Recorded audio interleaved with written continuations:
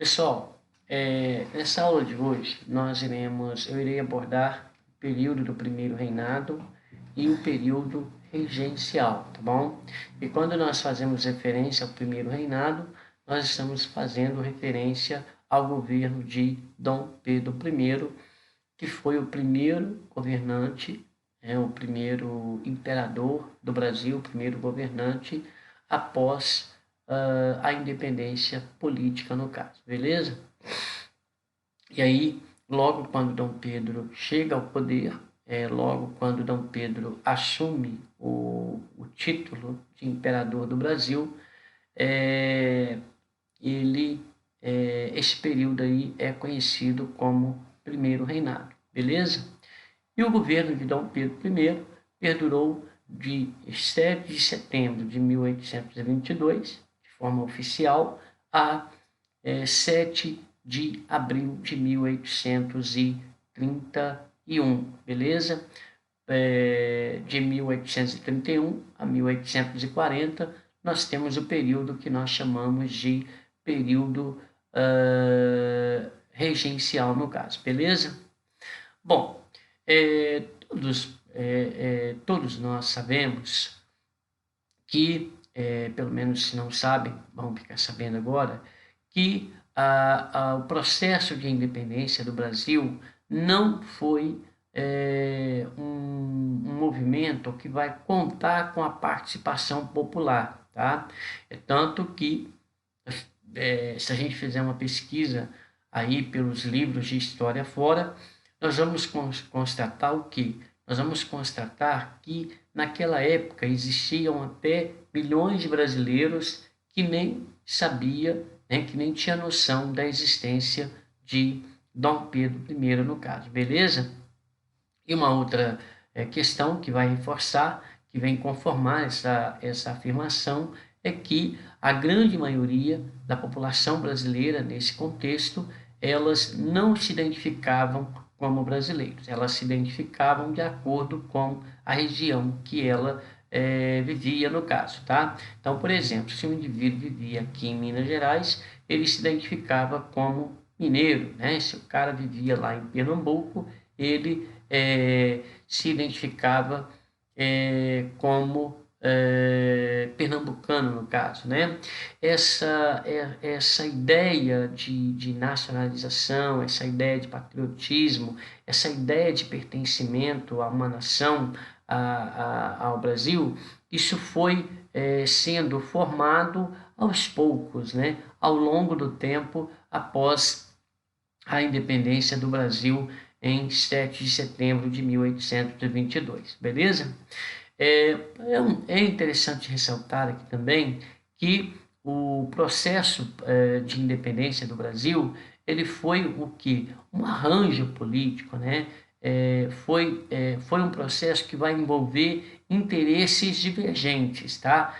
Interesses dos grupos, de alguns grupos que estavam envolvidos diretamente com o processo de independência do Brasil, aí nesse contexto de independência, no caso, beleza?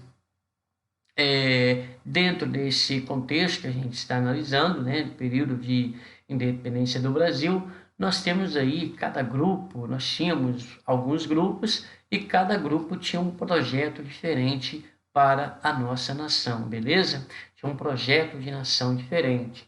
E qualquer um de nós é capaz de perceber que esses grupos, na verdade, eles estavam muito mais focados em atender os seus interesses do que propriamente um projeto de nação que atendesse aos interesses de todos, no caso, beleza? E esse conflito de interesses entre esses grupos que vão estar envolvidos aí com esse contexto da independência vai perdurar por todo o período do primeiro reinado, no caso, beleza? Caminhando aí para frente, vamos seguindo. Bom, o Brasil durante o primeiro reinado, beleza? Como que era, quem eram esses grupos que se formaram eram os grupos consolidados, eram os grupos dominantes dentro desse contexto de primeiro reinado, dentro desse contexto de independência, de ruptura política com Portugal. Nós tínhamos um grupo, o grupo dos aristocratas rurais, aqui na região sudeste, tá? Esses grupos, eles faziam parte de um partido que nós chamamos de Partido Brasileiro, beleza? Era um grupo, fazia parte da elite política, eles que eram defensores de uma separação política, de uma unidade territorial. Eles eram defensores da manutenção da escravidão e dos privilégios de classe no caso, beleza? Só da gente analisar esse grupo aqui, a gente já vem aí confirmando aí, a gente já consegue confirmando aí aquilo que eu já mencionei aí logo no primeiro momento. Por outro lado, nós tínhamos um grupo conhecido como liberais radicais. Eram as camadas mais as camadas populares urbanas, tá? Eles já defendiam aí uma ruptura política e uma democratização. Por outro lado, nós tínhamos aí uma aristocracia rural, lá da região norte e também da região nordeste. Eles também faziam parte da elite econômica, tá? Eles defendiam aí uma autonomia financeira, militar e administrativa para o território brasileiro, beleza? Bom, dentro desse contexto, do primeiro reinado da independência do Brasil, vai entrar uma questão que vai ser um problema muito grave, um problema sério a ser resolvido, que é a questão da abolição, tá? A Inglaterra, nesse contexto, ela já estava caminhando, tá? Quase que para a segunda fase da Revolução Industrial. Ela já havia iniciado a Revolução Industrial lá por volta de 1750, 1760, e aqui ela já está caminhando para a segunda fase, né? E aí, se você tem uma Inglaterra que já havia iniciado o processo de Revolução Industrial, que já estava caminhando para a segunda fase da Revolução Industrial, evidentemente, essa Inglaterra não vai ser defensora, não vai apoiar o Brasil, não vai apoiar a continuidade da escravidão. Ela vai abolir a escravidão de todas as formas no caso, beleza? Sendo assim, ela vai começar a pressionar, a fazer pressões para a abolição da escravidão, tá? Bom, dentro desse contexto, Dom Pedro I, José Bonifácio, era um pouco meio que complicado abolir a escravidão já de uma forma prematura, de uma forma muito rápida, tendo em vista que isso envolvia interesses desses outros grupos que eu apresentei aqui para vocês. Qual é a alternativa que Dom Pedro I e José Bonifácio vai encontrar? Essa abolição, ela vai sendo feita, ela vai acontecendo gradualmente, tá bom? Isso por pressão da Inglaterra, tá? E também porque o Brasil necessitava do reconhecimento inglês da sua independência, no caso, beleza? Bom, Portugal vai reconhecer a independência do Brasil em 1824, em troca de 2 milhões de libras esterlinas. Esse dinheiro ele vai sair dos cofres do Brasil e vai direto para os cofres da Inglaterra, Tem historiadores que costumam fazer esse tipo de afirmação. Por quê? Exatamente porque a coroa portuguesa tinha dívidas com a Inglaterra, tá? Então, já vai logo para a Inglaterra para pagar a dívida no caso, beleza?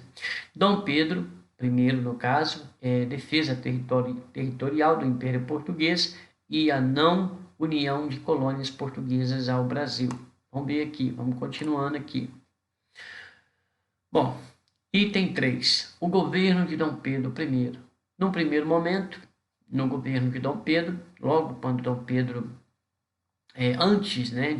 logo quando Dom Pedro proclama a independência do Brasil, pouco tempo depois, é convocada uma Assembleia Constituinte, tá? E essa Assembleia Constituinte cria a chamada Constituição da Mandioca, tá bom?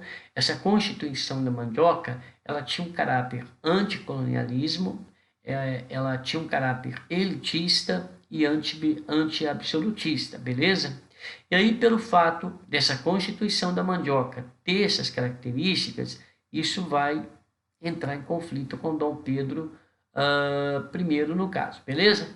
Mas antes de falar, se aprofundar um pouco mais nesse desentendimento, né, de Dom Pedro com essa elite, vale ressaltar que essa Constituição da Mandioca, ela garantia voto dos proprietários rurais, exclusão de comerciantes, ou seja, só garantia voto para proprietários rurais, tá? Comerciantes portugueses e a população de um modo geral não poderia votar, tá?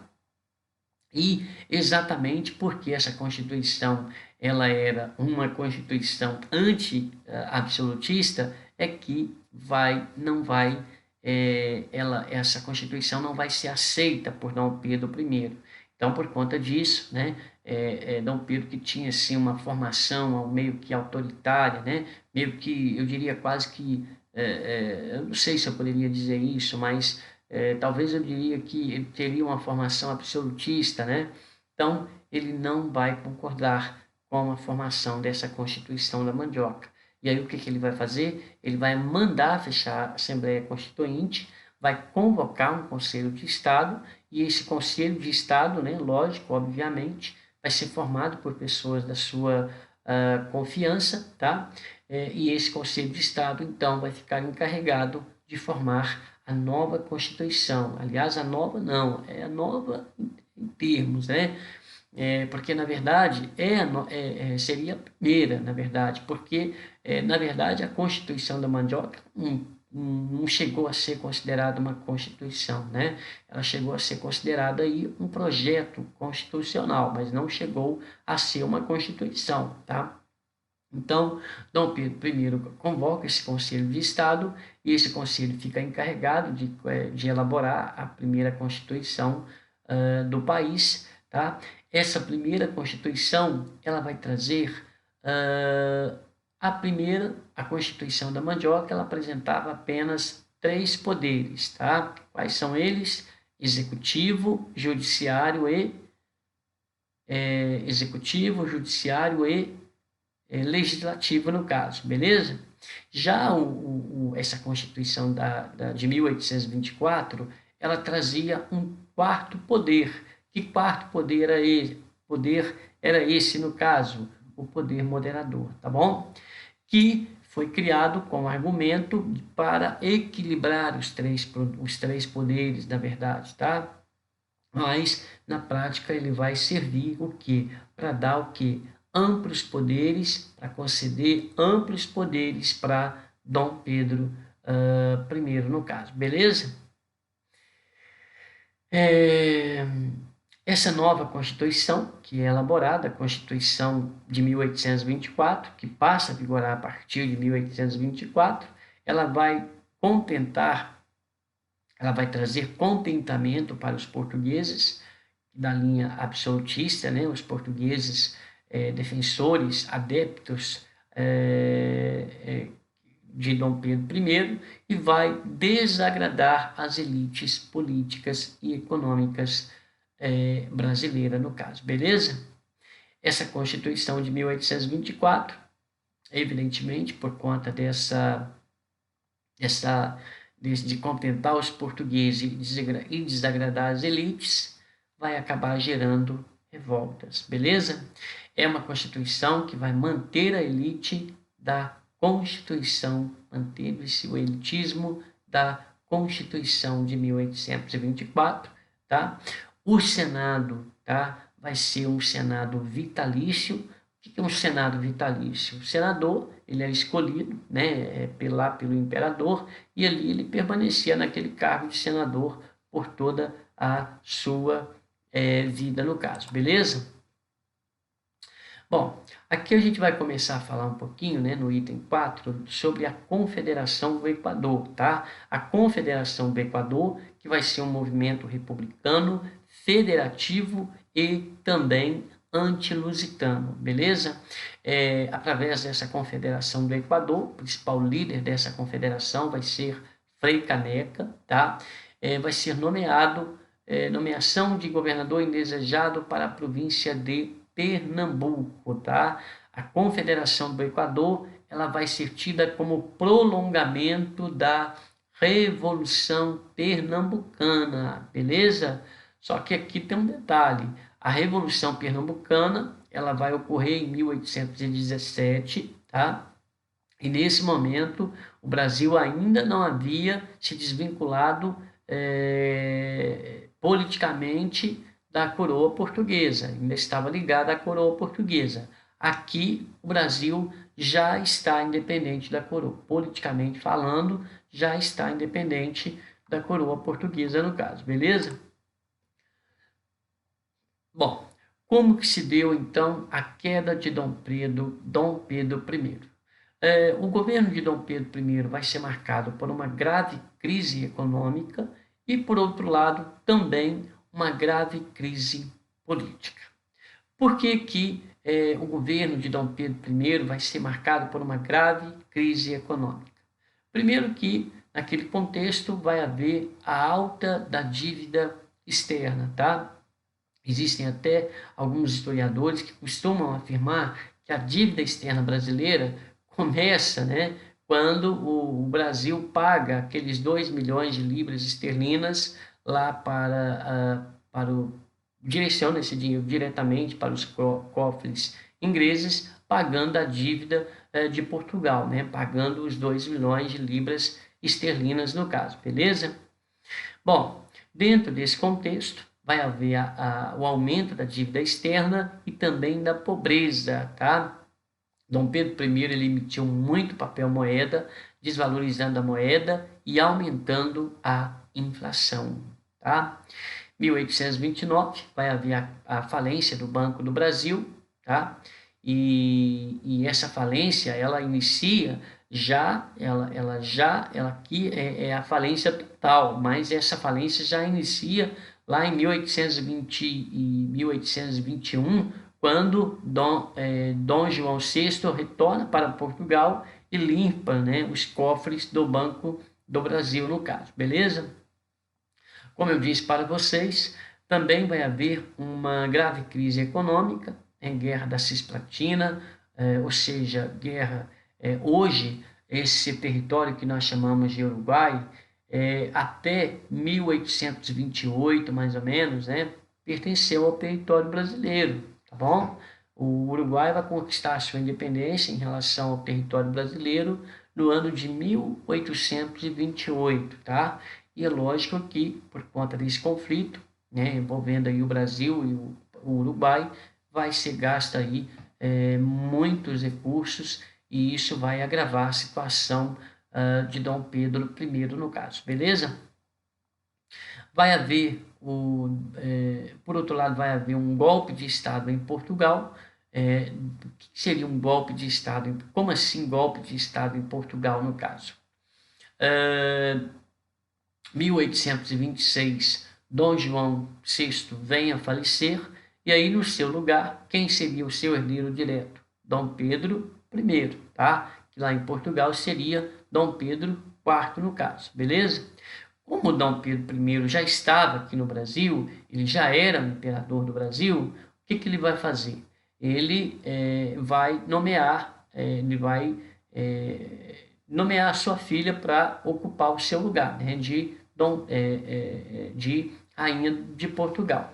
Só que havia um detalhe: a filha de Dom Pedro, Maria da Glória No caso, ela ainda era uma menina de apenas 5, 4 anos, né? Então, não tinha condições de assumir um cargo de governo, no caso.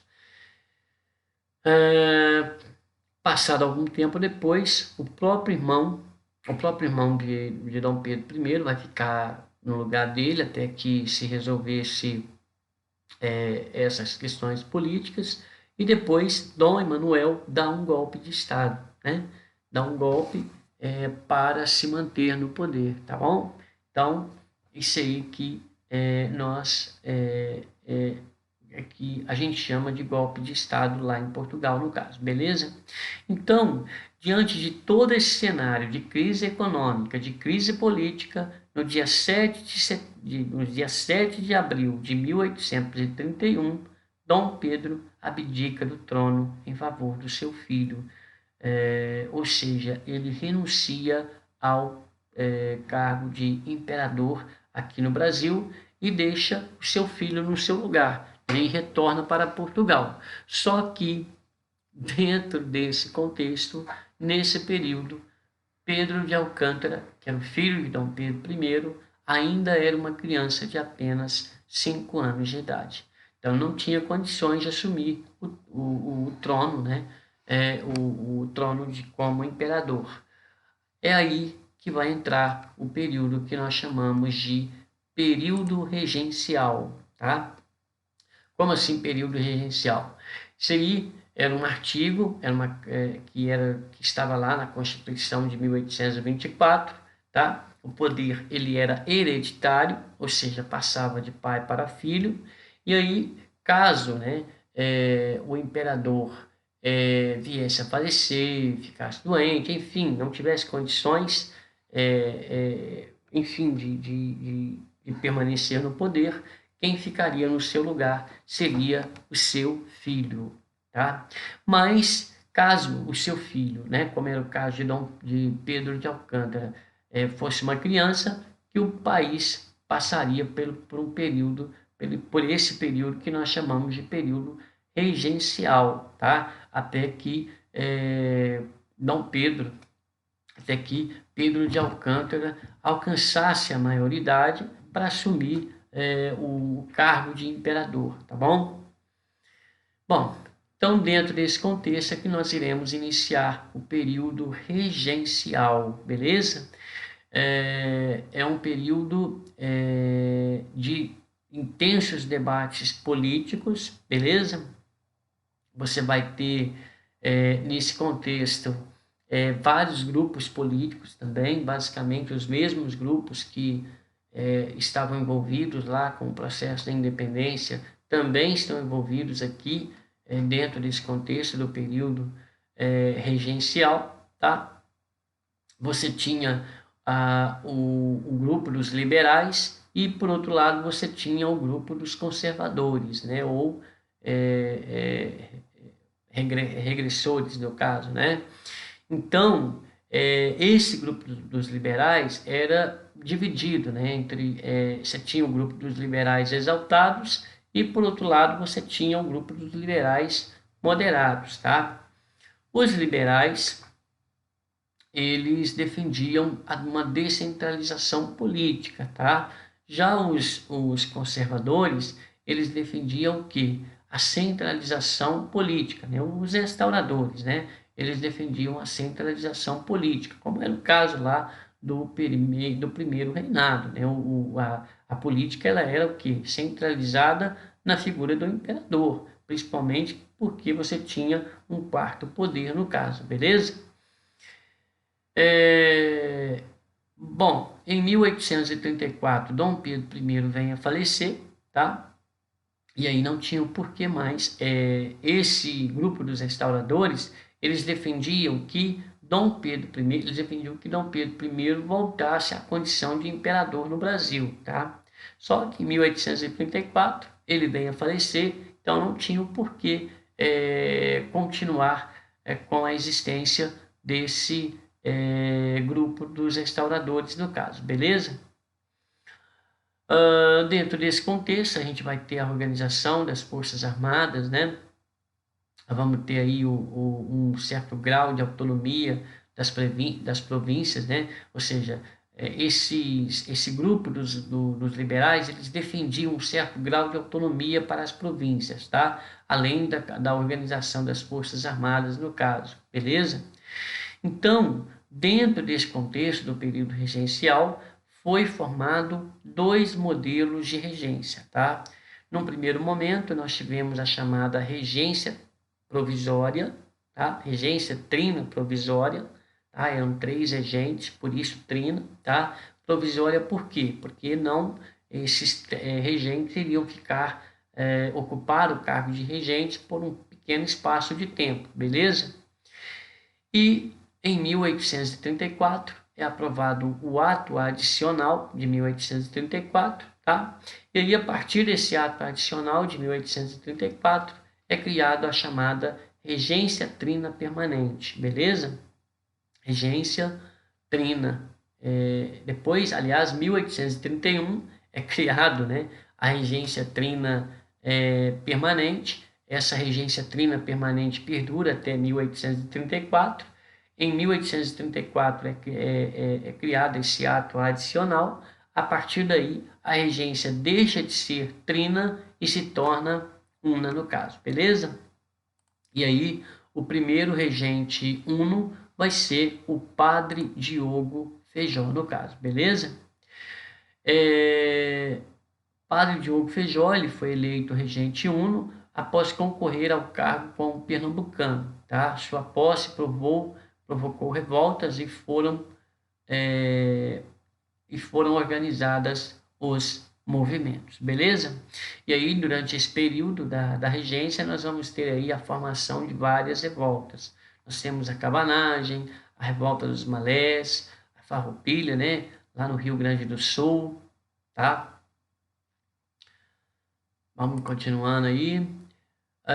Araújo Lima vai inaugurar o que nós chamamos de regresso conservador, tá? Durante esse período, que nós chamamos de período regencial, nós vamos ter a ala do avanço liberal. Avanço liberal por quê?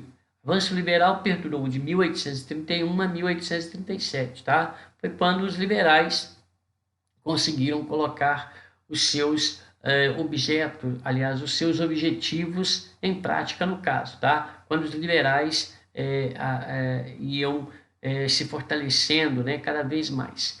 Já a partir de 1837, esse quadro passa por um processo de alteração.